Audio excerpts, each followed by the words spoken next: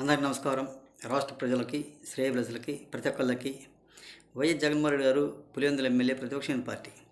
పాపం జగన్మోహన్ రెడ్డి గారు అధికారం ఉన్నప్పుడు పరదాలు కట్టుకొని తిరిగాడు, వీడియోలు రికార్డింగులు ప్రెస్ మీట్లు పెట్టాడు.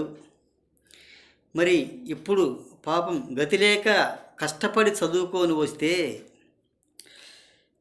సిలబస్లు లేని ప్రశ్నలు అడిగితే ఏం చెప్తాడు ఒక్కసారి చెప్పండి.